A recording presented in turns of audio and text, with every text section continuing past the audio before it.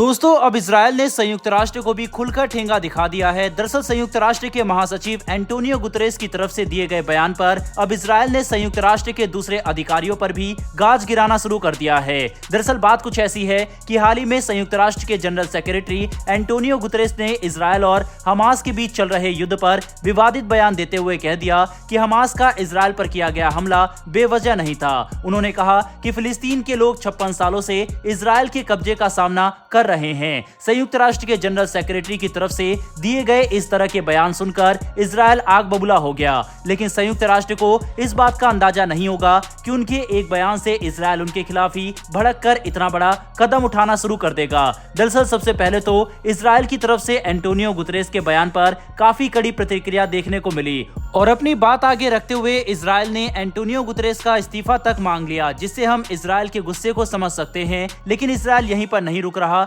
बल्कि हाल ही में एक्शन लेते हुए इजरायल ने संयुक्त राष्ट्र के मानवाधिकार सचिव के वीजा को भी रद्द कर दिया और इजरायल ने इस बात को मानते हुए खुलकर कहा कि वह जानबूझकर इन्हें वीजा नहीं दे रहे और अब आगे संयुक्त राष्ट्र के किसी भी अधिकारी को इजरायल आने का वीजा नहीं मिलेगा। ऐसा इसलिए क्योंकि संयुक्त राष्ट्र के महासचिव ने इजरायल के खिलाफ बयान देकर मामला खराब कर दिया है, जिससे इजरायल इस मुश्किल की घड़ी में काफी आहत है। अभी तक इजरायल और फिलिस्तीन के अंदर 4000 से ज्यादा लोग मारे जा चुके हैं और इस बारे में कोई हैरानी नहीं होगी अगर मौत का आंकड़ा 10,000 को पार कर जाए, क्योंकि इजरायल पर हुआ हमला काफी भयानक था और इजरायल की तरफ से किया जा रहा एक्शन भी फिलिस्तीन के लिए काफी खतरनाक है। आम लोगों पर हमास दबाव बना रहा है ताकि वे अपने घर छोड़कर ना जाएं, जिसकी वजह से सिविलियन कैजुअलिटी में बढ़ोतरी देखी जा सकती है। ऐसे में जब स्थिति इतनी तनावपूर्ण है, उसमें संयुक्त राष्ट्र के प्रमुख का इजरायल के खिलाफ बयान इजरायल को पूरी तरह से गुस्से में ला चुका है। बता दें कि मुस्लिम देश इजरायल के खिलाफ एक्शन लेने और सीज फायर लागू करने के लिए संयुक्त राष्ट्र में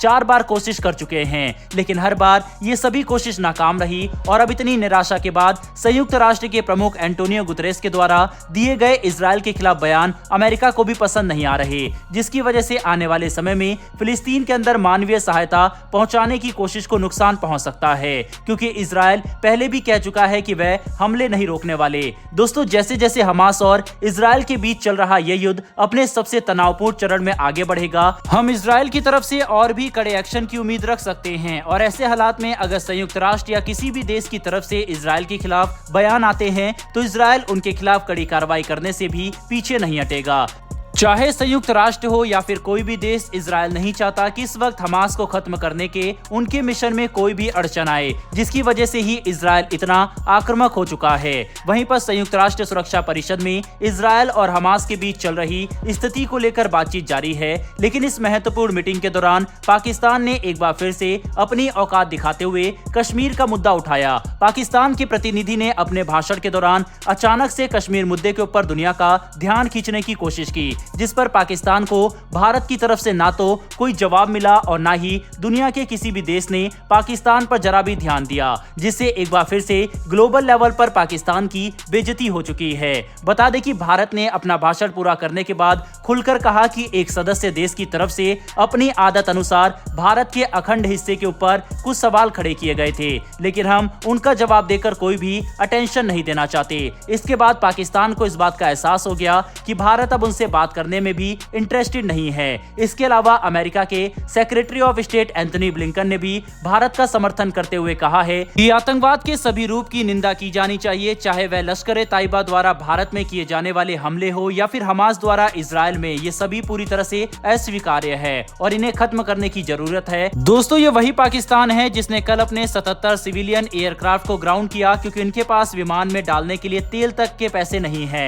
और जिस देश के लोग आटे की बोरियों के लिए लाइन में लगे रहते हैं, आज वही देश संयुक्त राष्ट्र में जाकर अपनी अर्थव्यवस्था और विश्व की शांति की बात करने की बजाय कश्मीर का मुद्दा उठा रहा है, जिससे हम इस बात का अंदाजा लगा सकते हैं कि पाकिस्तान की लीडरशिप कितनी ज्यादा नैरो माइंडेड है और इनसे कभी भी कोई उम्मीद नहीं रखी जा सकती। बहरहाल दोस्तों इस वीडियो में इतना ही, लेकिन इजरायल द्वारा यूएन के ऊपर उठाया गया कदम क्या ये सही है या फिर नहीं, आपकी इस पर क्या राय है कमेंट बॉक्स में लिखकर जरूर बताइएगा। साथ ही अगर आपको ये इन्फॉर्मेशन और वीडियो पसंद आई हो तो वीडियो को लाइक करके हमारी आने वाली डेली ऐसी वीडियो के लिए नीचे दिए गए सब्सक्राइब बटन को प्रेस कर बेल आइकन को जरूर दबा लें, जिससे हमारी डेली वीडियो आप तक सबसे पहले पहुंच सके। फिर मिलेंगे ऐसी एक नई वीडियो के साथ। धन्यवाद। जय हिंद।